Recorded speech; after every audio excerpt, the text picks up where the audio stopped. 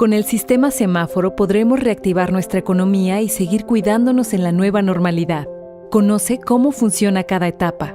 Cuando el semáforo de tu estado esté en color rojo, solo las actividades esenciales como la producción y venta de alimentos pueden trabajar con las medidas de prevención necesarias como la sana distancia y la sanitización. En naranja, se suman actividades no esenciales como hoteles y cines, pero solo a la mitad de su capacidad y siguiendo las medidas de prevención. Además, podremos acudir a los parques cuidando el 30% de capacidad. Si está en amarillo, las actividades no esenciales como restaurantes, hoteles y plazas podrán estar a un 60% de capacidad con las medidas de prevención.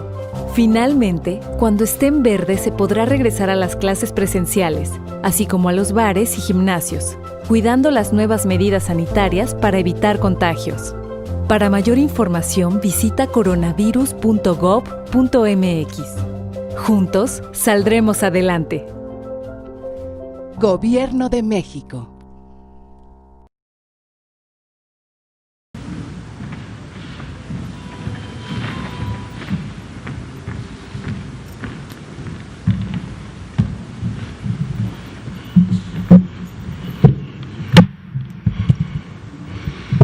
Muy buenas noches con todas, con todos, con el público, la población que nos sigue desde sus domicilios. Son exactamente las 7 de la noche. Estamos en Palacio Nacional, aquí en la Ciudad de México, y vamos a dar inicio a la conferencia vespertina sobre COVID-19 que toca para el día de hoy.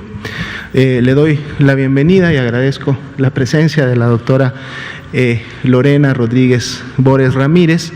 Ella es la secretaria técnica del Consejo Nacional de Salud Mental y nos acompaña esta noche precisamente para tocar un tema muy importante y que de seguro va a ser de mucho provecho para la población, que tiene que ver precisamente con la salud mental y la nueva normalidad, ¿no? Este periodo de tiempo en el cual hemos estado transitando en estos últimos días. Entonces vamos a presentar el día de hoy la actualización del escenario epidemiológico a nivel nacional y en 3 estados de la República, y luego tendremos la presentación de la doctora Lorena Rodríguez Bores. Si podemos la primera, por favor. Es la conferencia vespertina número 155.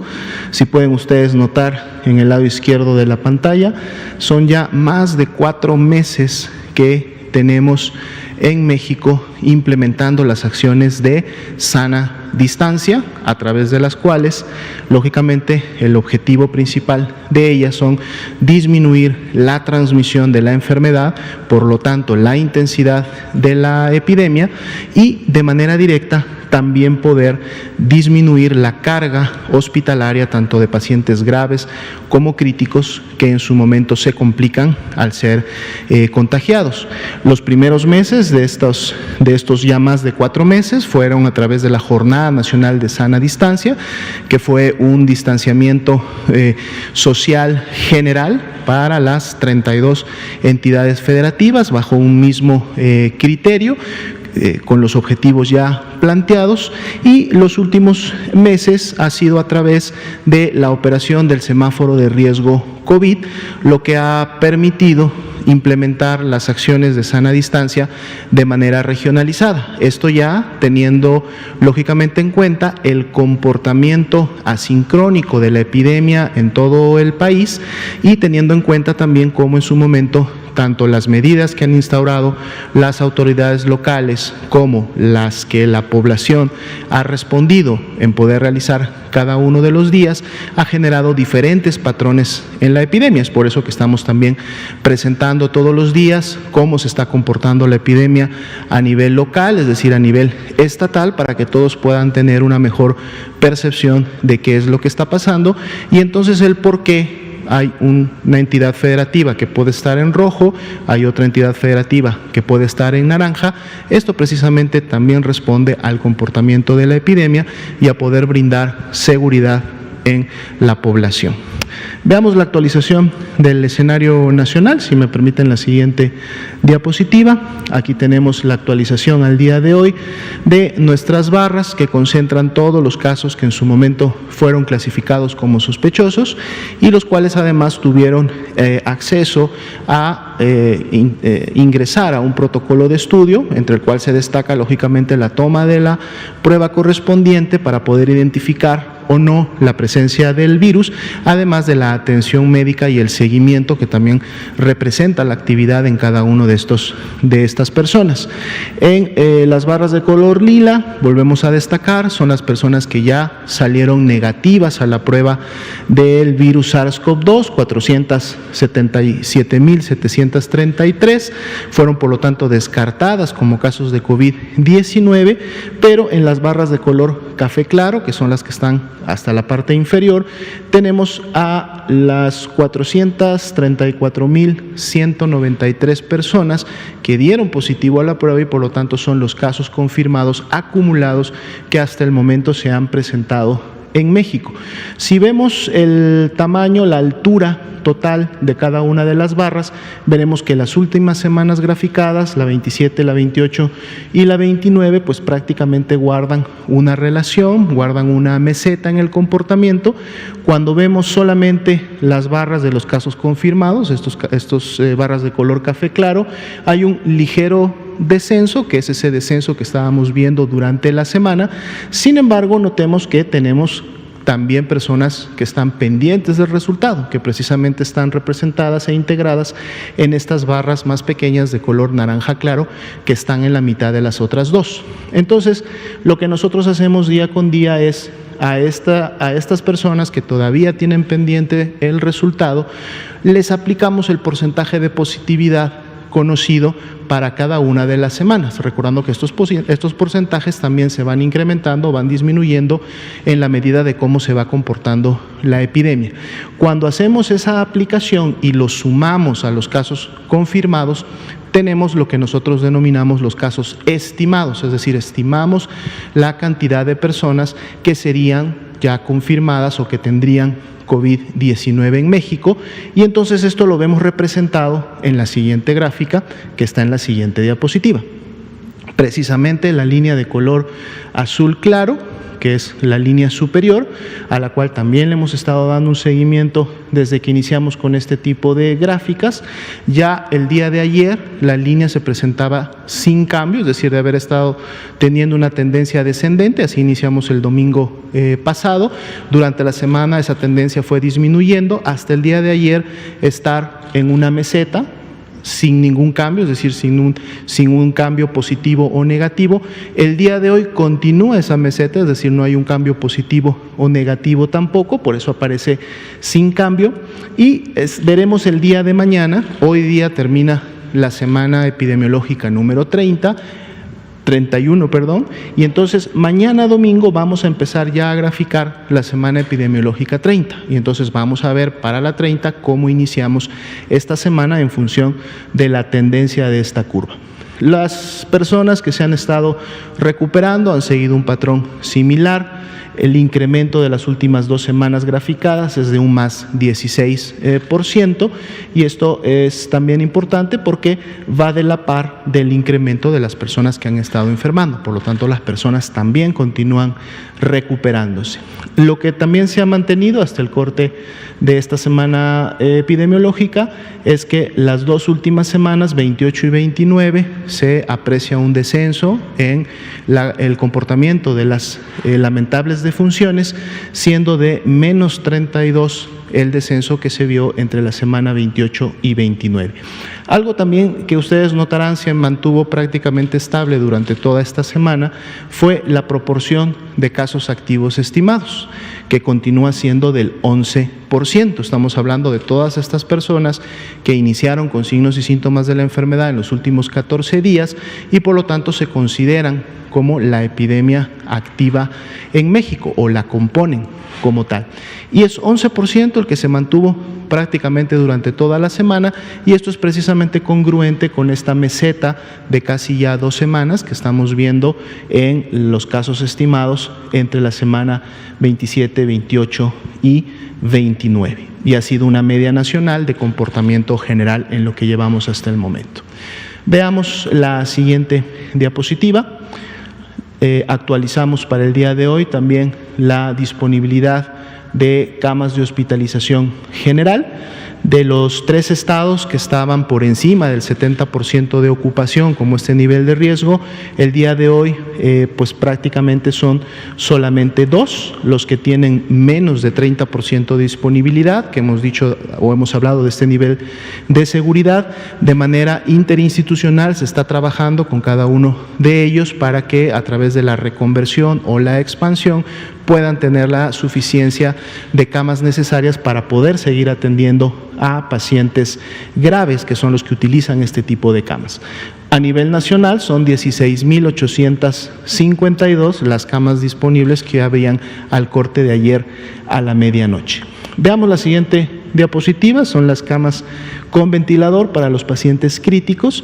Aquí de hecho ahora al menos todos los estados tienen 40% o más de disponibilidad en el tema de camas críticas. Los estados que están hacia la derecha, lógicamente con todavía mayor disponibilidad, recordando siempre que esta es una situación que se debe de monitorear no solamente en el ambiente nacional, sino que las entidades federativas lo hacen en sus ambientes estatales, sobre todo municipales y locales, para poder estar siempre pendientes de que no vayan a tener una saturación que impida recibir a pacientes, o detenerla, que tengan identificadas cuáles son las unidades más cercanas a esa unidad saturada que sí tiene camas disponibles independientemente de la institución a la que pertenezcan, y entonces puedan recibir y seguir atendiendo a las personas que así lo requieren.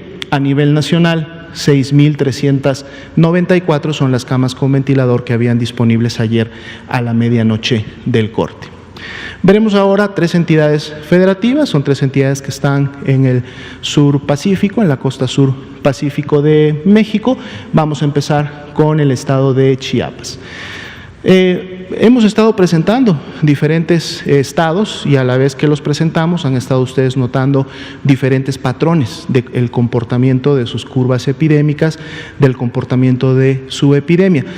Chiapas es un estado que tiene una particularidad muy interesante porque es una curva que no la van a encontrar en ninguno de los otros 31 estados, y eso lógicamente llama la atención porque ha sido un comportamiento bastante, digamos, similar a lo que se esperaría de una curva epidémica tal y como normalmente se grafican. La podemos ver aquí, en donde están todos los casos que en su momento se han reportado como sospechosos, tanto los confirmados como los que ya son negativos. Pero veamos entonces la siguiente diapositiva, en donde tenemos los casos estimados en la curva azul-naranja. Vean el comportamiento de la curva azul-naranja, un inicio de su transmisión desde la semana 12 y 13, pero todavía basal, prácticamente 4 semanas después, es decir, un mes después de que inicia el primer caso confirmado en la entidad, inicia un ascenso, digamos, bastante rápido. Vemos unas líneas que están más pegadas hacia lo horizontal, es decir, un ángulo bastante empinado, lo cual habla de una velocidad importante en la transmisión.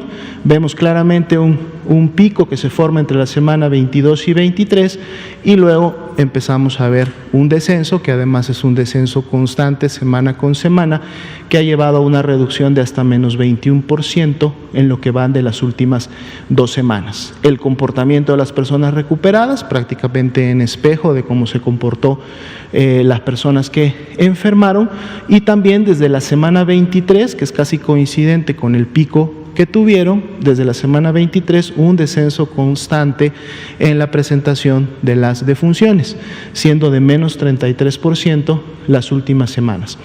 Vean el porcentaje de casos activos estimados. Siempre hemos dicho que este porcentaje es un indicador que tiene además congruencia con lo que estamos viendo en el comportamiento de la epidemia, de la curva epidémica. En el caso de Chiapas, para el corte del día de hoy, es de solamente el 3% y precisamente representa esta caída importante que se visualiza pues desde la semana 24, pero que se ha mantenido prácticamente hasta la última semana de medición.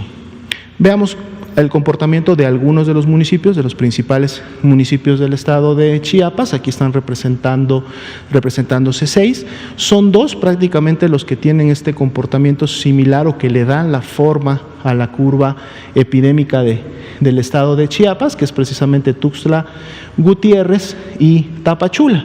Ambos tienen este incremento acelerado que se dio desde la semana 18-19, llegando a este pico en la 23, y luego inician un descenso hasta la última semana de medición con diferentes magnitudes. Tuxtla Gutiérrez con una mayor intensidad, una mayor magnitud que la de Tapachula, pero prácticamente con el mismo comportamiento.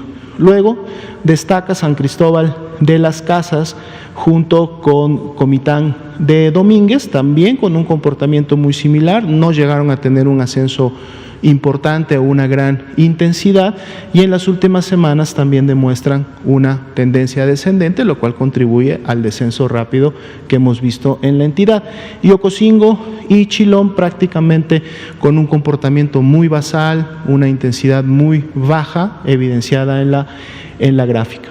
Dado el descenso rápido y la poca carga de casos activos que se tiene actualmente en la entidad, pues bueno, vemos también una ocupación tanto de camas general como de camas críticas del 30 y 23%, que es bastante baja, digamos, y lo cual también le da la oportunidad al Estado de poder estar listo para en su momento hacer frente a algún incremento de algún otro municipio o el potencial rebrote que pudiera darse cuando se realiza la apertura de actividades, cuando se reabre las dinámicas en el espacio público, en lo social, esperando lógicamente siempre que esto sea lo más controlado posible para nunca sobrepasar el primer pico que en su momento ocurrió en una entidad federativa. Veamos la animación del mapa de municipios del estado de Chiapas. Semana 10 todavía no había ningún caso confirmado, ya en la 11 empieza precisamente en el municipio capital, como lo hemos visto en muchas entidades, y a medida que va avanzando las semanas epidemiológicas empieza a haber dispersión. Recordemos que entre la 22 y 23, aquí 22 y 23 es cuando tenía la máxima intensidad en la curva, 24 todavía, y luego vemos cómo el mapa nuevamente se va apagando, digamos bajando de intensidad, que es esta caída que veíamos en lo general, y aquí en la semana 29 solo hay 3 municipios con una intensidad importante, todos los demás estarían ya con una intensidad baja. Vamos a estar muy expectantes para ver cómo continúa el comportamiento del estado de Chiapas. Veamos el segundo estado de esta noche. Guerrero también es un comportamiento diferente, algo similar al que hemos visto en otros estados. Inician con sus primeros casos alrededor de la semana 14, semana 15. Hay primero una transmisión no tan importante, luego hay un incremento que lo vemos representado entre la 21 aproximadamente, una meseta que se da hasta la 25, un nuevo incremento y una nueva disminución, prácticamente una ondulación. Al final, aquí están los números completos para cada uno de los grupos que están aquí representados, pero entonces veamos la siguiente diapositiva para ver precisamente de manera más clara el comportamiento de su curva epidémica. Vemos un ascenso no tan rápido, aunque este sí se incrementa desde la semana 19 a la semana 21, sin embargo en la 21 como que se logra un control en la transmisión como tal, que se mantiene a través de una meseta hasta la semana 25, pero luego entonces viene un primer pico importante que supera el que ya habían logrado en la 21, siendo el de mayor intensidad hasta el momento visto en Guerrero en la semana 27, y luego ya con 3 semanas consecutivas que han descendido del tamaño total de su principal pico. Sin embargo, vean cómo entre la 28 y la 29 hay un nuevo incremento de 11%. Vamos a ver si este incremento representaría realmente una tendencia en función de que el Estado continúe nuevamente incrementando sus casos, o sea solamente una ondulación en su proceso de descenso. Las personas que se han recuperado prácticamente siguen el espejo de los casos estimados, y también vemos un descenso importante desde la semana 25 y hasta la 29 de las defunciones ocurridas en Guerrero, menos 37% las últimas 2 semanas. La proporción de casos activos estimados, 13%, prácticamente está en la media nacional, y de seguro está incrementado porque se está incrementando por esta pequeña curva ascendente que vemos en las últimas 2 semanas. Veamos la siguiente diapositiva, los principales municipios de Guerrero que contribuyeron a esta forma. Veamos que el primero en incrementar su intensidad de transmisión fue precisamente Acapulco. Si recuerdan, en su momento Acapulco tuvo una velocidad importante de transmisión que inclusive llegó a generar saturación en sus unidades, que también en su momento se tuvo que atender muy por encima de los otros municipios. Ahí en la semana 21-22 prácticamente Acapulco mantiene una meseta hasta la 26, y similar al comportamiento del estado se vuelve a incrementar a un pico municipal para el 27, y luego entonces viene un descenso. En el caso de Chilpancingo, inicia con una velocidad de transmisión, digamos que un poco más controlada, menos rápida hasta la 25, pero luego de la 25 a la 27 se acelera de manera importante. Hay una gran intensidad de transmisión y de casos, representando de hecho el municipio que hasta el momento ha tenido la mayor intensidad en función de su tasa de incidencia por 100.000 habitantes, y luego viene nuevamente esa caída que vemos, pero en el caso, o a diferencia de lo que veíamos en Acapulco, Chilpancingo cae, pero nuevamente en las últimas 2 semanas volvemos a ver un incremento similar al que está teniendo Zihuatanejo, ¿no? Los cuales, tanto Chilpancingo como Zihuatanejo, son los que están dando esta elevación que estamos viendo en el estado en las últimas 2 semanas. Los otros 3 municipios, como serían Taxco, Chilapa e Iguala, pues están presentando desde un inicio una transmisión bastante basal, controlada, no han tenido abruptos o velocidades importantes, y pareciera una tendencia descendente que apreciamos en ellos prácticamente al final. La ocupación es bastante holgada, 31% para camas generales, 25% para camas con ventilador, lo cual también mantiene al estado con una muy buena ventana de oportunidad para la atención de pacientes. Veamos el mapa animado municipal del estado de Guerrero. Empezamos en la semana 10 sin ningún caso.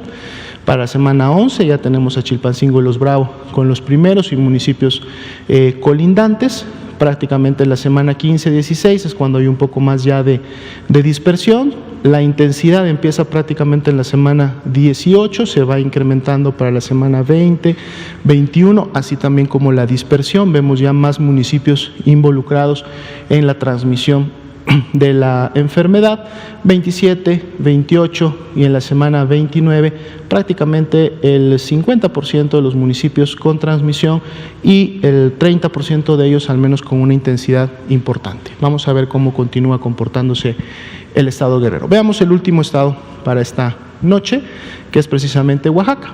Vean, un incremento de su transmisión a partir de la semana 20, llega a un primer pico en la 23, luego pareciera que empieza a haber un descenso, sin embargo, nuevamente se eleva en la 27 y vuelve otra vez a ocurrir un descenso. Veamos lo más claro en la siguiente diapositiva, donde vemos la curva de casos estimados. Aquí está, transmisión importante, descenso prácticamente diagonal, pero siempre tendiendo más a la velocidad vertical hasta la semana 23, un pequeño descenso que parecía que pudiera ser ya el control de la epidemia en Oaxaca. Sin embargo, para la semana 27 vuelve a tener un nuevo pico que supera al primero, y ahora sí, después de la 27 tenemos al menos 2 semanas con descenso en el estado, siendo de menos 6% lo último que se ha evidenciado. Vean que la manera como se han comportado los decesos, las personas que lamentablemente han fallecido en Oaxaca, tuvo una ondulación ya para la semana 28 y 29, ya con un descenso más claro,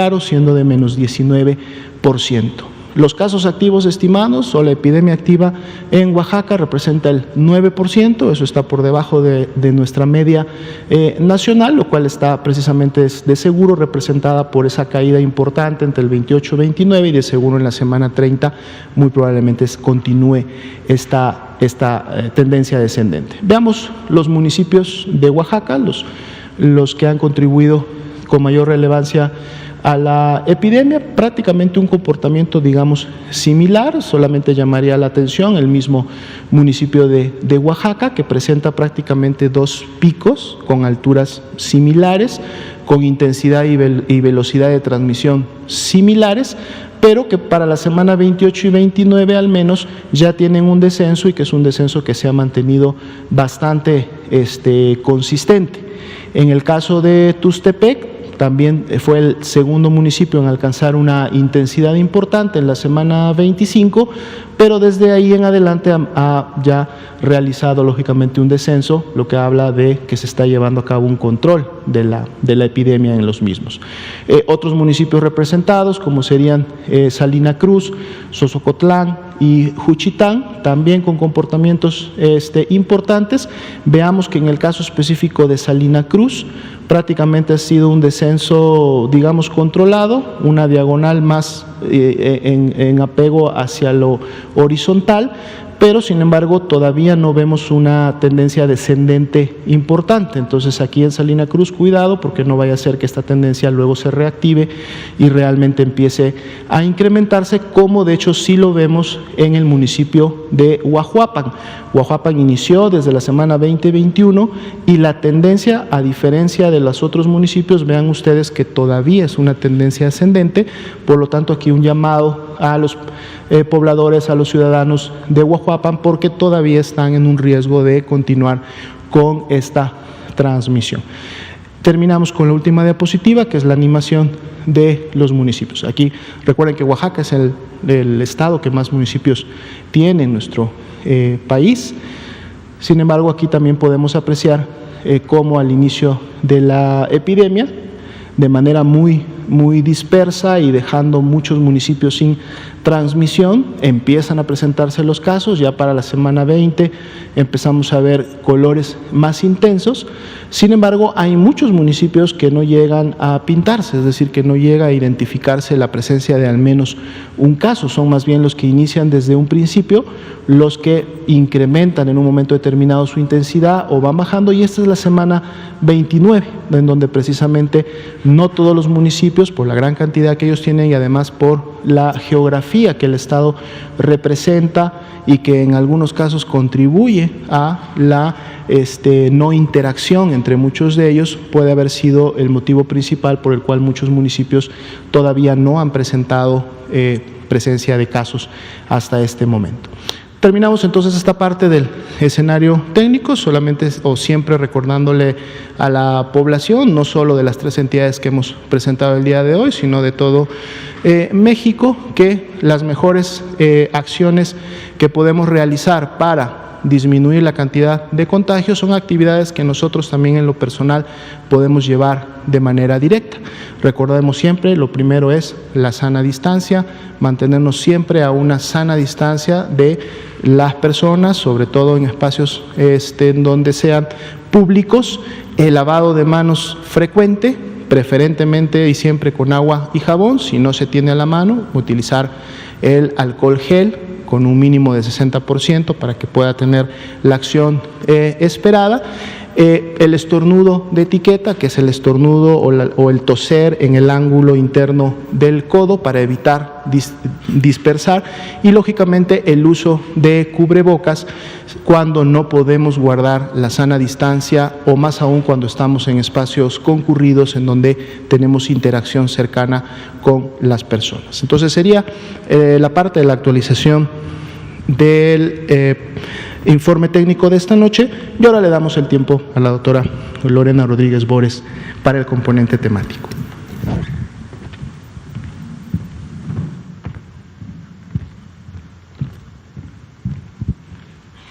Muchas gracias, doctora Lopía, y bueno, buenas noches a todos los que están aquí el día de hoy y a todos los que nos escuchan en sus casas.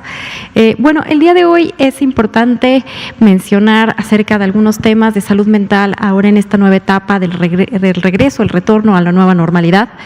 Realmente esta es una gráfica que ya habíamos presentado acerca de cómo son las consecuencias psicológicas ante fenómenos perturbadores, ante fenómenos adversos como pueden ser una epidemia, una guerra, etcétera. Y entonces lo habíamos dividido en algunas fases. Como vemos, estamos entrando en una fase ya post el impacto de esta epidemia, en la que en estas fases vemos la fase de disolución, pero es una fase importante la que sigue, que es la de recuperación. Cómo vamos a restablecer nuestras nuevas rutinas, y esto coincide con esta nueva etapa que se ha bautizado como la nueva normalidad.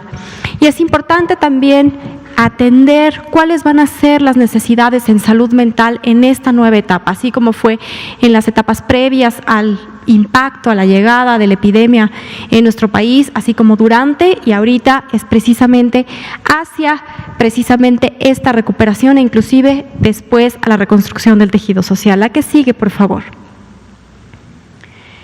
Hablemos de que va a haber un desconfinamiento, las personas vamos a terminar nuestra jornada de sana distancia y veremos recuperando, o más bien reintegrándonos a nuestras actividades.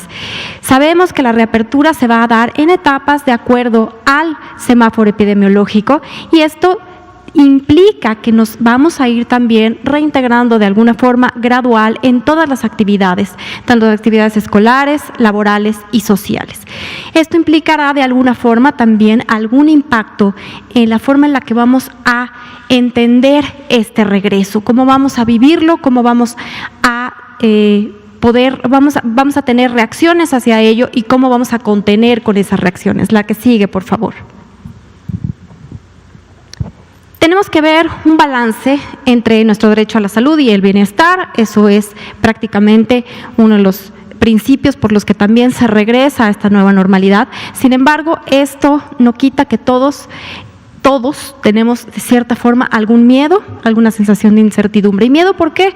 Hay diversos factores que van a contribuir con el miedo al regreso. En primera, saber que todavía hay una enfermedad, que todavía hay una transmisión, y que no existe ahorita, digamos, ni una vacuna, ni un medicamento que sea específico de utilidad. Esos son de los factores que generan.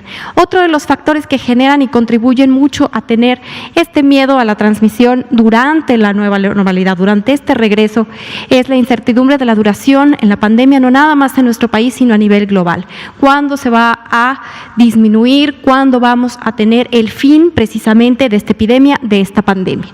Sin embargo, es importante también establecer que esto también tiene que contribuir a nuestro equilibrio entre la economía de nuestras familias y de la salud. Tiene que haber este equilibrio, este balance, y que tenemos que también, de alguna forma, retomar nuestras actividades laborales para poder contribuir para nuestro gasto, para el sustento de nuestras familias. Una de las cosas más importantes es que así como se han mantenido las medidas de prevención, estas deben de continuar también en la nueva normalidad, pero porque también nos van a brindar a nosotros ciertas certezas para poder afrontar estos miedos. La que sigue, por favor. Algunas de las recomendaciones que van a estar publicándose, esto es un extracto de unos lineamientos que saldrán próximamente acerca de las recomendaciones en general para esta reintegración a los medios laborales, escolares y medios sociales, y en todos ellos es importante recalcar la transversalidad de la salud mental. Uno de los puntos importantes que estamos promoviendo es que se debe mantener constante la información sobre medidas de salud, pero también sobre las medidas de salud mental. Es importante difundir al interior, ya sea de las escuelas o de los medios laborales, todos estos servicios de apoyo que se han estado dando difusión. Existe un directorio de servicios que también lo pueden consultar en el repositorio y en la página del coronavirus del gobierno federal. Ahí se encuentran establecidos tanto los directorios de la atención en modalidad en línea. Sin embargo, es importante también restablecer decir que los servicios ya se encuentran en un periodo de restablecimiento. Los servicios de salud mental en temas de urgencias nunca pararon, a pesar de todas de toda la etapa de la pandemia, al ser un servicio esencial, nunca pararon en los hospitales psiquiátricos, en los servicios de salud mental comunitaria, donde había servicios de urgencia, estos continuaron, y actualmente estamos viendo un restablecimiento de los demás servicios ambulatorios en las consultas externas, precisamente para que las personas ya puedan acercarse con todas las medidas sanitarias y de prevención, pero que ya puedan recibir la atención en el lugar adecuado.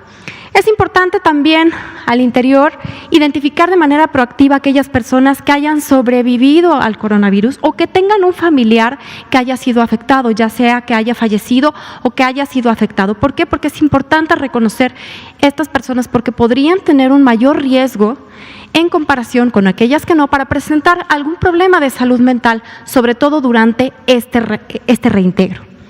Promover una cultura de cuidado y de bienestar y de salud mental no solo es una responsabilidad de las autoridades sanitarias, es responsabilidad de toda nuestra sociedad y de muchos participantes de otros sectores.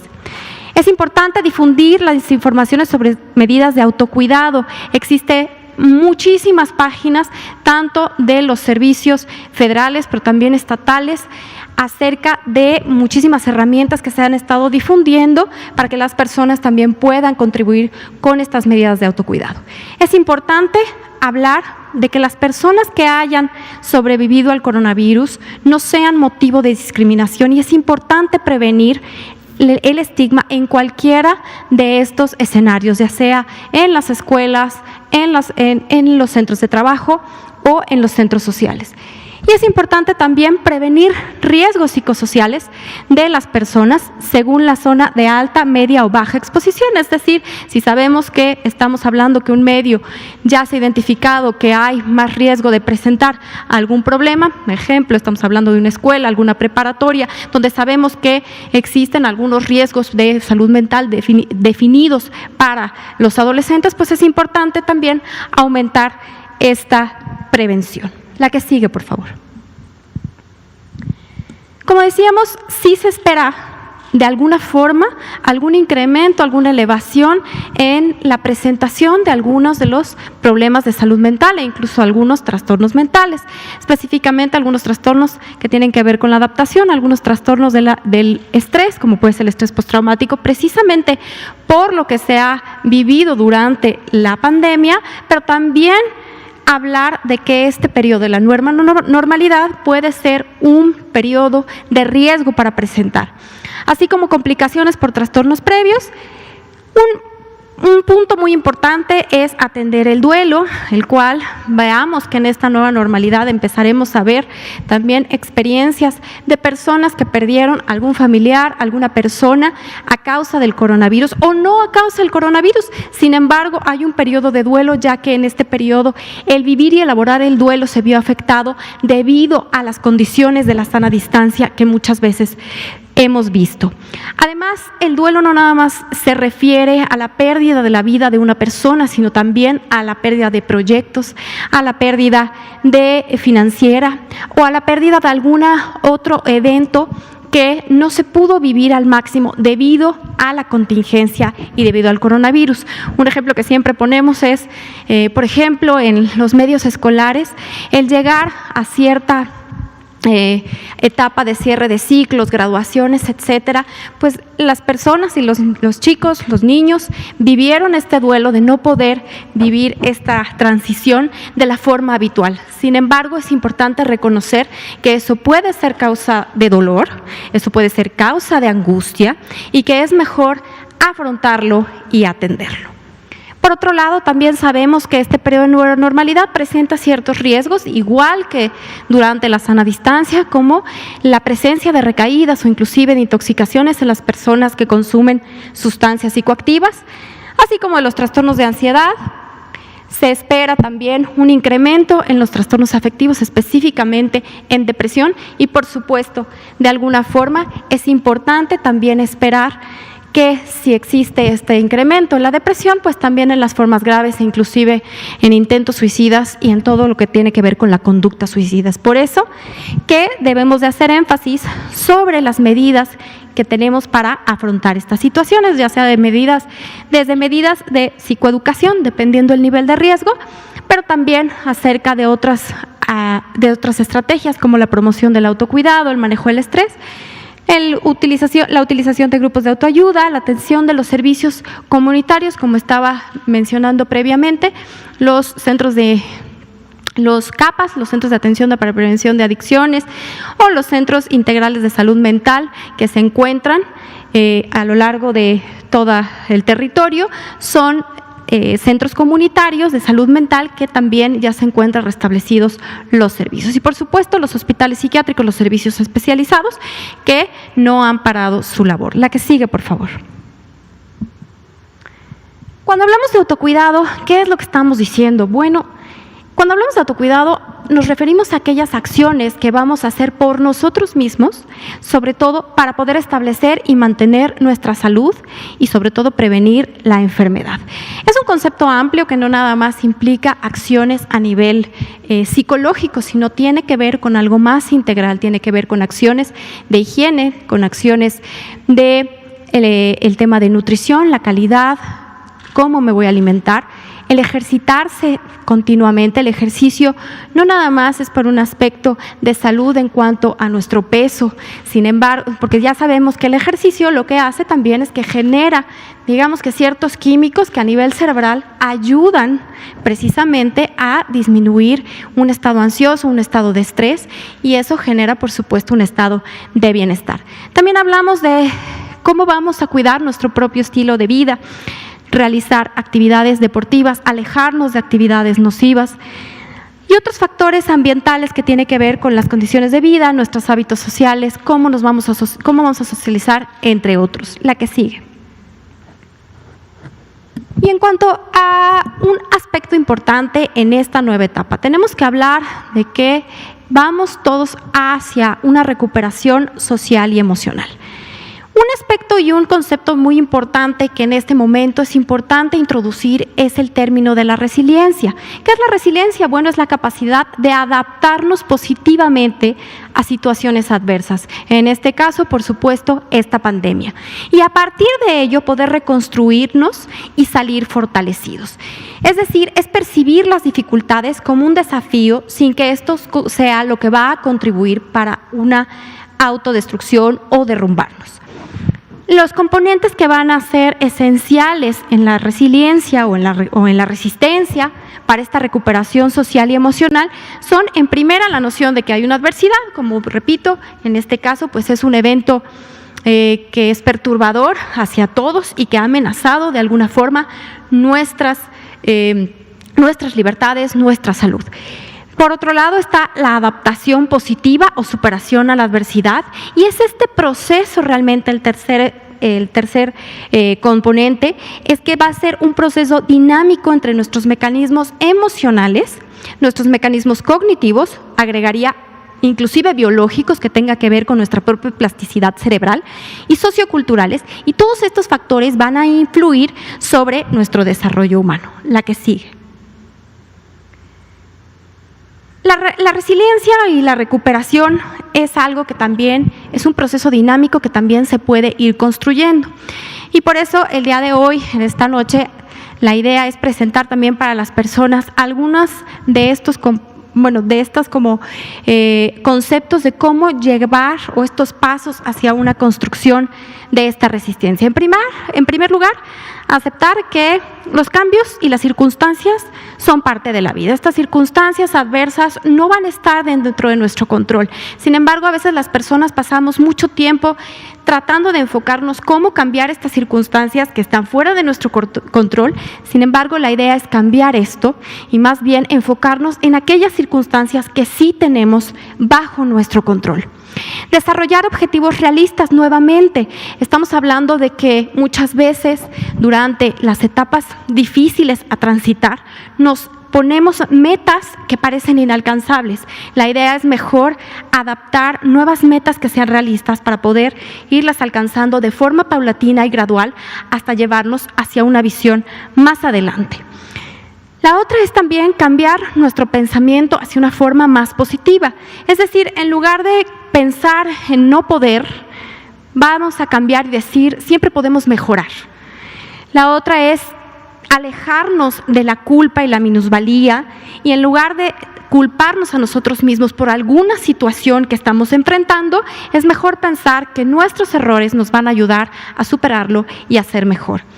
Es importante también dejar los infinitos, ¿no? Nunca lo voy a lograr, a mejor pensar que vamos a poder probar algo nuevo e ir teniendo logros consecuentes. Es importante también enfrentar a nuestros miedos. Muchas veces el miedo a los miedos hace que pensemos fantasías como que las situaciones van a desaparecer por sí mismas. Sin embargo, es mejor afrontar la forma en la que nos estamos sintiendo tristes, impotentes, frustrados. Es mejor afrontar esas emociones y buscar una forma de comunicarlas y qué vamos a hacer con esas emociones. No son emociones negativas como muchas veces se menciona, simplemente es analizar qué vamos a hacer con esas emociones, lo que debe de ser lo positivo, no lo negativo. Debemos de también evitar enfrentar a la adversidad en la soledad, reconectarnos con nuestras relaciones importantes que tengamos, relaciones sanas y que esta reconexión social, esta socialización nos puede ayudar también con este apoyo a poder salir adelante en las situaciones adversas. Es importante mantener las cosas en perspectiva a un largo plazo. Largo plazo significa, no sabemos, sin embargo, en el tema específico de la pandemia pasará. Tenemos históricamente epidemias, sin embargo sabemos que estas pasan. Entonces es importante siempre mantener a largo plazo nuestra visión. Cultivar una visión positiva de nosotros mismos y ver en este proceso un autodescubrimiento, qué pudimos lograr, qué pudimos ser capaces y no más bien enfocarnos en lo que no pudimos lograr. Mantener una perspectiva esperanzada, es decir, mantener un optimismo acerca de un futuro, el cual en algún momento llegará y que saldremos fortalecidos. La que sigue, por favor. Y bueno, a partir de todo lo que hemos estado trabajando para generar materiales para toda la población, pueden consultar nuevamente el micrositio. Específicamente también pueden consultar en la página de CONADIC, le van a dar clic donde dice salud mental, después en acciones y programas y se va a desplegar una serie de materiales que pueden servir a toda la población, que puede servir también para niños, para adolescentes. Hay material segmentado en las etapas. También están los servicios de atención psiquiátrica que también promueven todas estas herramientas. También está el de los Institutos Nacionales de Salud y también el Instituto Nacional de Psiquiatría. Estos son algunos ejemplos de los materiales que hay. No nada más son materiales y herramientas, también hay algún material de promoción. Específicamente, vemos el de Contacto Joven, que ya se presentó, me parece que la semana pasada, es una línea que también es para contacto para jóvenes. Y bueno, este es un ejemplo más de cómo podemos ayudar a la expresión de nuestras emociones. La que sigue, por favor. Y bueno, promover una vez más que si sentimos que esto sale de nuestro control, siempre están líneas que pueden ayudarnos. Está la línea de la vida, están diversas otras líneas en las que hemos estado conectados gracias a una red interinstitucional a la cual aprovecho para agradecer todo este trabajo en equipo y en colaboración. Y bueno, la idea es cuidarnos nosotros y cuidarnos a todos. Muchas gracias. Muchas gracias, doctora Rodríguez Bores. definitivamente mensajes muy importantes para ser tomados en cuenta por la población. Recordemos que la salud no solamente es la ausencia de enfermedad, sino más bien es el bienestar que se alcanza entre la interacción básicamente pues de tres componentes claramente identificados, ¿verdad? Uno de ellos es precisamente la salud mental. Recuerden que estas conferencias se quedan grabadas, están disponibles en las páginas de internet oficiales de la Secretaría, por si ustedes encuentran de seguro en estos mensajes datos, insumos de información muy importantes, compártanselo a sus amigos, a sus familiares, a sus vecinos para que todos puedan tener acceso a los mismos. Empezamos con preguntas o respuestas. Le damos la palabra aquí, luego de este lado, aquí y de este lado. Gracias, buenas noches. Doctora Rodríguez, quiero preguntarle si tienen un estimado de en qué porcentaje podrían crecer los trastornos de salud mental después de la pandemia, o en qué porcentaje están creciendo en general, y en particular en qué tanto están creciendo la depresión y los intentos suicidas, por favor. Y doctora Lomía, quiero preguntarle, además de esta posible meseta, ¿qué significa que tengan 2 días consecutivos sin cambios en la tendencia de casos estimados? Sé que es una tendencia de 2 semanas atrás, pero ¿puede haber un repunte de casos? Por favor. Con mucho gusto, doctora. Gracias. Sí, bueno, derivado de experiencias internacionales, no tengo en este momento el porcentaje, sin embargo, sí hay 2 específicamente trastornos que se ha documentado desafortunadamente un incremento importante, que es precisamente depresión, la conducta suicida y el trastorno por uso de sustancias. Eso es precisamente en la población general. Ya habíamos hablado también que en el personal de salud, pues también se incrementa todo lo que tiene que ver con los síndromes de colapso, el burnout y la fatiga por compasión. Y eso puede también, desafortunadamente, contribuir a algún tipo de colapso en las respuestas hacia la pandemia. ¿Cómo lo hemos medido ahorita? Realmente eso es algo que el tiempo nos dirá, ya que en este momento, como algunos de los servicios están en un proceso de continuidad, ahorita que va a haber un restablecimiento podremos tener más cifras certeras en comparación con años pasados. Sin embargo, son esas 2 las condiciones de salud mental en las que esperamos precisamente un repunte. Por ello, a pesar de que no tenemos la cifra exacta, pero tenemos acciones que estamos realizando actualmente para la prevención de ellos. Se está trabajando tanto en hacer toda esta promoción y esta prevención, no nada más a nivel de Secretaría de Salud Federal, sino también con los estados en un trabajo continuo, precisamente para tener una mejor detección, sobre todo del tema de consumo de sustancias y de la conducta suicida. Bien, en relación a la pregunta de la meseta que estamos observando en la gráfica de casos estimados, efectivamente recordemos que esta gráfica es precisamente la suma de todo lo que está sucediendo en las 32 entidades federativas y en cada uno de sus municipios y de sus localidades. Efectivamente, desde la semana 27 a la 28 y de la 28 a la 29, que son las que están hasta el día de hoy graficadas, lo que estamos precisamente observando es, digamos que un balance negativo de las entidades que están teniendo todavía un incremento en sus curvas epidémicas contra las entidades que o empiezan a tener un descenso en las últimas semanas o algunas otras como las que vimos, por ejemplo, el día de hoy en el caso de Chiapas, en donde ya tienen muchas semanas con este descenso, dado que las poblaciones o la cantidad de personas que vive en cada una de estas entidades federativas también varía. Siempre hemos destacado que la Ciudad de México y el Estado de México, pues, lógicamente concentran la mayor cantidad poblacional. También esto lógicamente va a contribuir de manera directa a ese balance.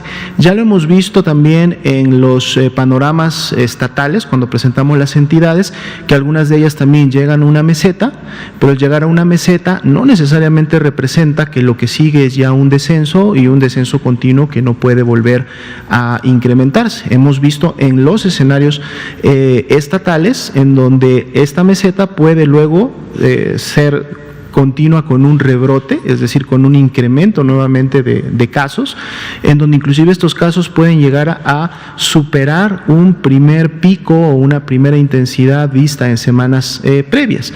También hemos visto entidades, lógicamente, en donde la meseta ha representado el control en un momento determinado de su epidemia y que posteriormente a esta empieza una disminución. En función del complemento de la pregunta, que si esta meseta podría volver a tener una tendencia ascendente en las siguientes semanas, es posible, siempre y cuando el comportamiento de las entidades federativas, es decir, lo que sucede en todo el territorio nacional, así lo permita. Lógicamente, lo que está graficado es hasta la semana 29, mañana empezaremos ya a graficar la semana 30, los datos que tenemos a la semana 30 son todavía de un descenso, mañana vamos a ver en qué proporción tenemos este descenso en la semana 30, y entonces va a depender más bien del comportamiento de toda esta semana que inicia mañana, de que ese descenso que estamos viendo vuelva nuevamente a subir hasta un nivel de meseta o podamos en su momento cerrar la semana ya con una tendencia descendente franca, ¿no? Muy bien, por favor. Buenas tardes, doctora Rodríguez, doctora Alomía. Quiero preguntarle a la doctora Rodríguez, estamos regresando a los centros de trabajo, ya normalmente esa normalidad. Cuando hay un posible contagio, cuando ya está confirmado un contagio dentro de un grupo laboral, ¿cuáles las recomendaciones que usted daría a los trabajadores cuando se enteran que su compañero está contagiado de COVID-19 y cuáles son lo que tendremos que hacer en este caso que como trabajadores para no entrar en pánico y en psicosis laboral? Y la segunda pregunta también sería para el doctor Alomía, referente al mismo caso. ¿Cuál sería el protocolo que se tuviera que hacer cuando lo pueda recordar? Porque muchos están regresando nuevamente a sus lugares de trabajo y cuando hay un compañero que laboró con él y da positivo, ¿qué es lo que tenemos que hacer como trabajadores y como empresas? Bien, gracias. Muy adecuada la pregunta y creo que muy pertinente, sobre todo por el momento en el que estamos para el retorno laboral.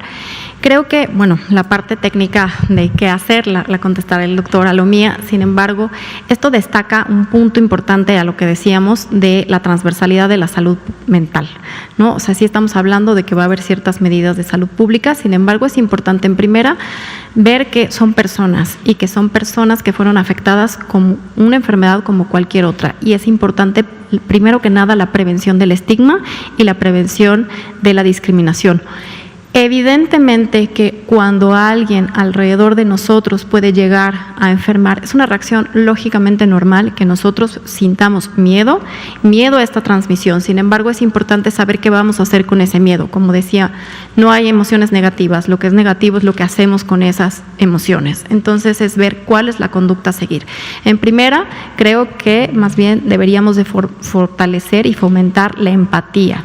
Si bien ya sean las autoridades de ese centro de trabajo o los compañeros de forma comunitaria, ofrecer cómo podemos ayudar y apoyar, canalizar hacia que sea atendida esa persona. Y en el caso de los compañeros que empiezan a experimentar precisamente miedo al contagio, miedo por lo que está sucediendo, para prevenir el pánico, es importante hablar de lo que está sucediendo, hablar de que si se siguen y se cuidan todas las medidas de prevención, tampoco, o más bien aumenta las probabilidades de que los demás no estén contagiados. Ver y revisar cada uno de los casos, es decir, siempre hay algo detrás en lo que lleva al miedo o a la ansiedad. Entonces, ¿qué están viviendo esas personas? ¿Les recordó alguna experiencia o están al cuidado de alguien y es por eso por los que están teniendo mayor ansiedad? Muchas veces es precisamente por eso, más que el miedo al contagio propio, es al contagio ya sea a los niños pequeños o que están cuidando a adultos mayores. Es importante también, si empiezan a experimentar ese tipo de reacciones, atender a esas personas que tienen ese tipo de reacciones. Dependiendo del grado al que esté afectado, pues como decía, ¿no?, dependiendo el grado, va a ser el nivel de intervención, ya sea promoviendo pláticas de psicoeducación, promoviendo medidas de autocuidado al interior de los centros laborales, así como de los centros escolares. Es importante también promover supervisores o monitores, es decir, siempre se identifica a alguien dentro de la comunidad que no tiene que ser un especialista en salud mental, pero que tenga, digamos, ciertas habilidades sociales y empáticas y de comunicación, que pueda empezar a detectar si hay alguno de estos problemas de salud mental al interior de los centros. Y esto puede ayudar precisamente para alertar, o más bien poder que los canalicen a algún lugar para recibir atención en salud mental, cuando se necesita otro nivel de atención, que no tenga que ser, más bien que no sea suficiente con lo que hay al desarrollar dentro de los espacios laborales. Importante mencionar que la salud mental cada vez es más importante dentro de los espacios laborales. Está la norma 035 de la Secretaría del Trabajo, precisamente, que habla sobre salud mental dentro de los espacios laborales. Y es importante acotar esta transversalidad y dar atención. Y es normal que podamos reaccionar así. Importante saber qué es lo que vamos a hacer con esa emoción. No discriminar y no estigmatizar. Respondiendo a la segunda pregunta, en este momento existen protocolos bien definidos, trabajados de hecho de manera intersectorial para poder tener en ellos precisamente los diferentes enfoques, pero en el cual lógicamente siempre el principal objetivo de estos protocolos es generar un ambiente seguro para las personas que están laborando o en su momento para las personas que se reintegran a trabajar. Una de las acciones que pretenden también estos protocolos es precisamente poder identificar de manera oportuna la presencia de casos sospechosos o personas que pudieran estar enfermas. Esto porque al identificar lo más oportunamente a estas personas, entonces hay la posibilidad, lógicamente, de llevar a cabo un resguardo, llevar a cabo acciones para la confirmación o no de su enfermedad, pero más allá de eso, entonces poder realmente mantener o continuar manteniendo ese ambiente seguro que se quiere en el ambiente laboral. Por eso, por ejemplo, prácticamente todos estos protocolos inician con la recomendación de la instalación de un filtro sanitario al ingreso, sea este un complejo, sea un edificio, sea un área laboral de diferentes, digamos, espacios geográficos. Siempre la recomendación inicial es poder tener un filtro sanitario para que a través de este filtro las personas que en su momento estén presentando signos o síntomas de enfermedad puedan ser oportunamente detectadas y puedan ser invitadas más bien a demandar en su momento atención médica o a autorresguardarse. Así también al interior ya de los espacios laborales hay toda una serie de indicaciones que tienen que implementar, recordando que las actividades esenciales, desde que fueron definidas al inicio de la Jornada Nacional de Sana Distancia en el mes de marzo, ya todos los que tenían que participar en estas actividades esenciales tenían que tener o aplicar este tipo de criterios. Ahora que más personas se reincorporarán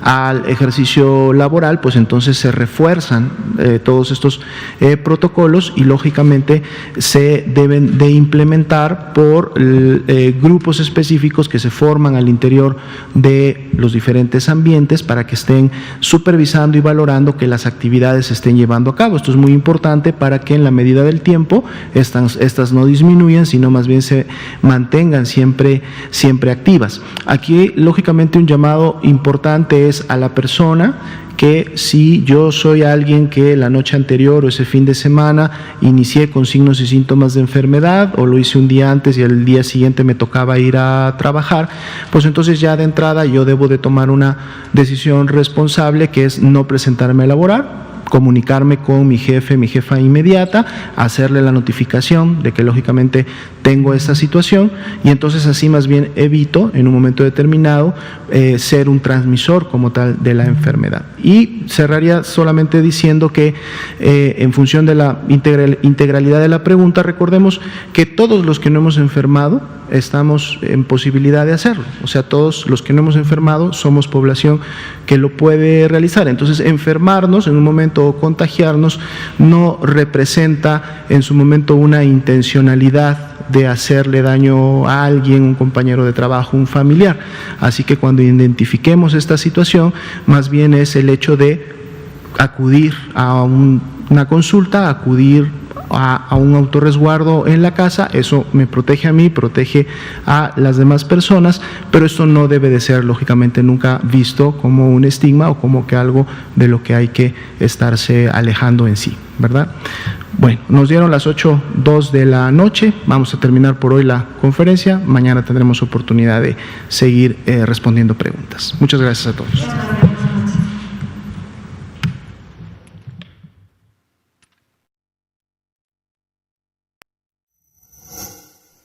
Gobierno de México. En diciembre de 2019, China alertó al mundo sobre la presencia de un nuevo virus en la ciudad de Wuhan. La nueva enfermedad, COVID-19, se esparció rápidamente y en marzo de 2020, la Organización Mundial de la Salud declaró la pandemia y con ello la puesta a prueba de los gobiernos y sus sistemas de salud. De acuerdo con el doctor Hugo López-Gatell, subsecretario de Prevención y Promoción de la Salud, frente a esta alarmante situación, el Gobierno de México inició los preparativos desde los primeros días de enero.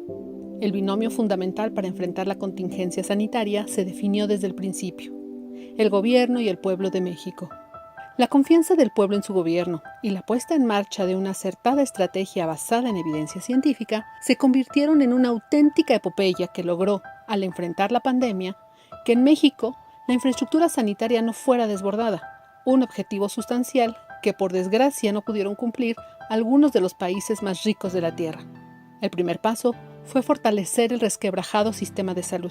Se incrementaron rápidamente el número de hospitales y de camas hospitalarias. Las unidades de cuidados intensivos pasaron de 3.552 en enero a 10.360 al 10 de julio de 2020. El personal de salud se incrementó en 47.039 personas. Desde el primer momento y en coordinación con las autoridades de salud, las acciones del CONACYT formaron parte del torrente de iniciativas para enfrentar la pandemia. El presidente, Andrés Manuel López Obrador, dio la instrucción precisa al CONACYT de priorizar la fabricación de ventiladores en México. Con ese fin, hemos coordinado saberes y esfuerzos en ciencia, tecnología e innovación, de integrantes de los centros públicos de investigación, de instituciones de educación superior y de empresas privadas con ética social y vocación solidaria. En medio de la pandemia y las dificultades que impuso la escasez de suministros, emprendimos el proceso de diseño, elaboración de prototipos, difícil obtención de partes y componentes, así como pruebas diversas con altos estándares de seguridad biomédica y calidad de ingeniería.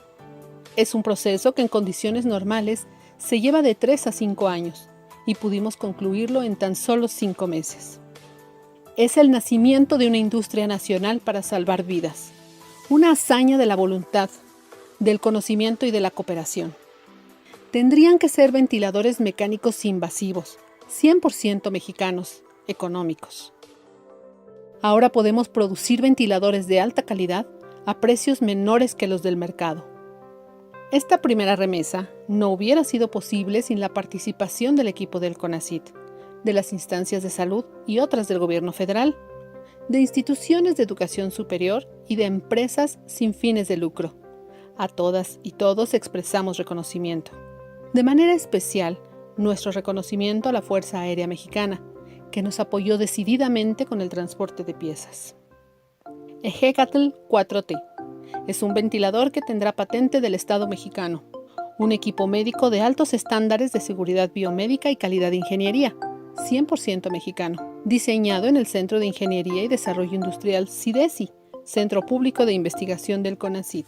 Posee un microcontrolador capaz de calcular y aplicar la presión necesaria durante los ciclos de ventilación en pacientes, a través de una bolsa autoinflable conocida como Ambubaj. GATSI. Este modelo fue diseñado por especialistas de la empresa Didetec, con transferencia tecnológica y escalamiento con apoyo de CIDESI y del CONACYT. La ventilación mecánica está basada en un sistema de control por microprocesadores que son accionados neumáticamente.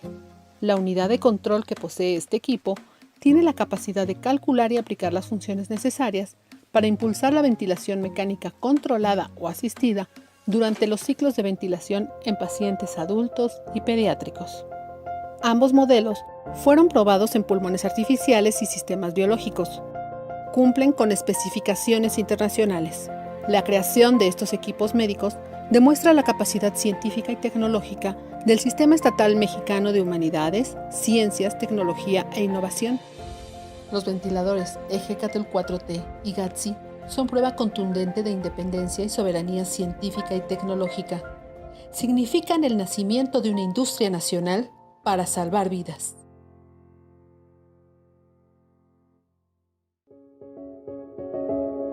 CONACYT, Ciencia por México. Gobierno de México.